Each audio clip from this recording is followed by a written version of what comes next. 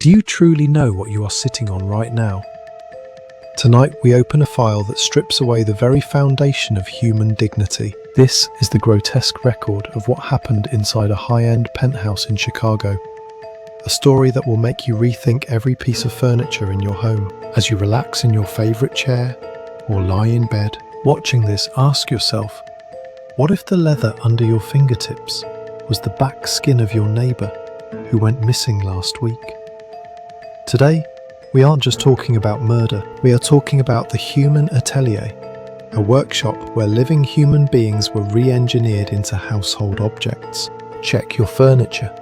Do you hear a faint whisper calling your name from the pores of the leather?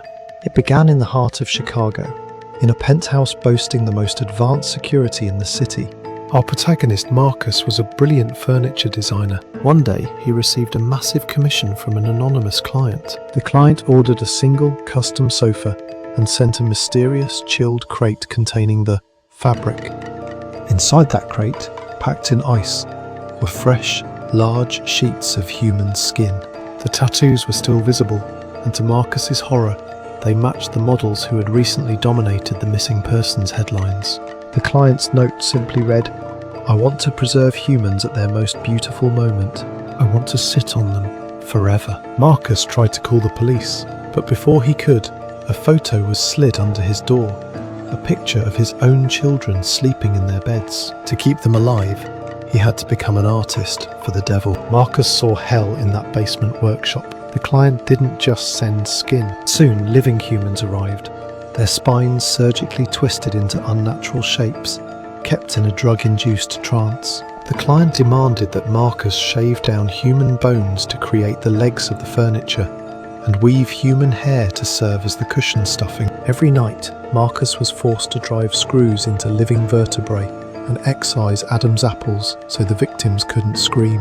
Every morning, the workshop floor was stained a sickening palette of crimson and yellow blood and pus. In that suffocating stench of iron and decay, Marcus's mind began to fracture. The client's demands grew more perverse. He wanted an entire living room suite made of biological furniture. Marcus had to extract the leg bones of a missing ballerina to craft the elegant curbs of a lampstand. Her skin became the lampshade. Whenever the heat from the bulb warmed the leather, cold sweat would bead from the victim's pores, never drying. Every time the light was turned on, the room filled with the smell of scorched flesh and a haunting vibration of silent sobbing. Next, the client demanded an audio system.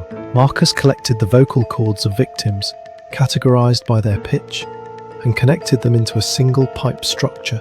When music was played, electrical impulses would vibrate the cords, creating a grotesque a cappella. It wasn't singing.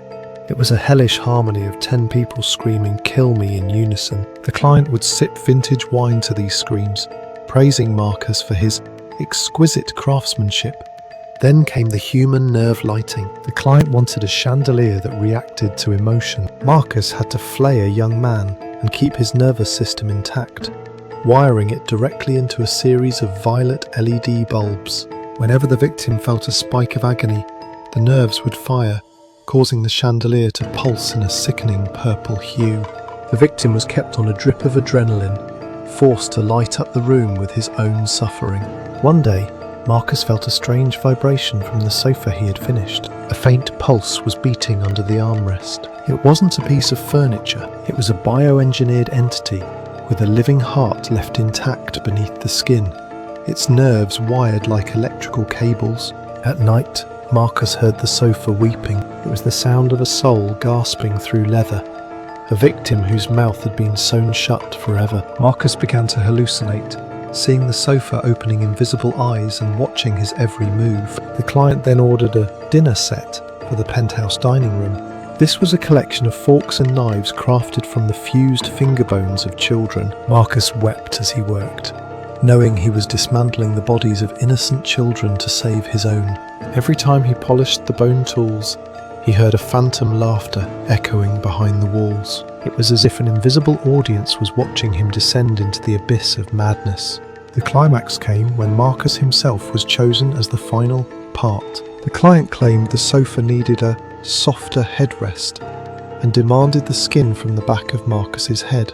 Marcus watched through the workshop cameras as the sofa in the living room slowly began to stand up. The vertebrae embedded in the leather cracked and extended with a sickening sound. The sofa crawled toward Marcus's bedroom on all fours like a wounded beast. It wasn't furniture anymore. It was a monster built of pure agony. Marcus screamed as he felt the damp, cold touch of the leather against his feet. But his voice was swallowed by the soundproof walls. When the SWAT team finally breached the penthouse, they found a living room of horrors. Tables decorated with human teeth, lampshades with embedded human eyes, and a massive, pulsating sofa. When investigators sliced open the leather of the sofa, they found 12 missing people stitched together, their bodies a jigsaw of mutilated flesh. They were still alive, kept on life support, trapped in eternal agony as functional objects. But here is the first twist. There was no Marcus at the scene. The owner of the atelier wasn't Marcus, but his wife, Alina. She had preserved her dead husband by transplanting his brain and heart into the core of the largest sofa. All of Marcus's memories of being a designer and being threatened were electrical signals Alina had injected into his brain. Marcus wasn't the artist, he was the centerpiece, the sofa's neural processor. The second twist was even more cold-blooded. Alina was taking orders from a global audience. Her computer revealed a live stream on the deep web where tens of thousands of people were paying to watch the process in real time. They voted in chats on the next piece of furniture, the angle at which to break Marcus's spine, and the order in which to pull out vocal cords. Ordinary citizens, perhaps even your neighbours, were the sponsors of this show. The most terrifying discovery was the Atelier Journal. It recorded that Marcus's brain, even while being part of the sofa, felt a sense of designer's pride. He was a victim, yes, but he also felt a sick euphoria as his own body was perfected into a masterpiece. It wasn't just physical torture, it was a soul successfully domesticated into furniture. Alina took her own life during the investigation, but her final words to the lead detective were, "The order isn't finished yet." Police have tracked these living furniture pieces to the homes of wealthy elites worldwide. They aren't just collectors. They live on these pieces, sitting on them, absorbing the life force of the victims trapped inside. Now, look at the chair you're sitting in. Reach down and feel the underside. Does the leather feel a bit too warm?